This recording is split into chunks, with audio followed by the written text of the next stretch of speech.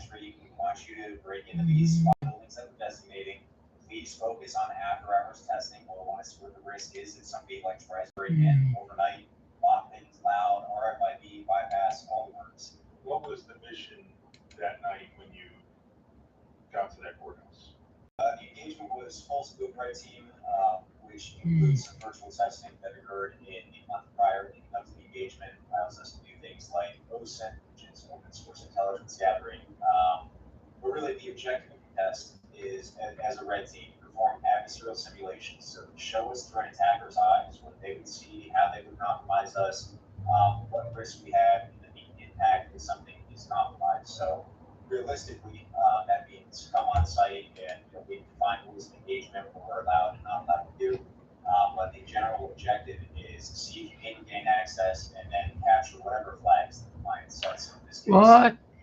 Access to the network, sensitive files, information, rooms that you should be able to be in, courthouses in general at night where you gain access. So I think part of what Plan today is for is our experience and how we look at things differently. So So I works automatically. serial simulation. It's kind of But cool. we're also kind of like TV shows where they've got the safety pins, not the safety pins, but push pins on the wall. They're taking the yard and they're trying to connect the dots and things like that. That's a big part of what we do. So we go in and we look through everything that we can get a hold of. So what we do is a little bit different than like the actual criminal because they're looking for a specific thing to target, either target opportunity or running their guns or something. They've got needs work.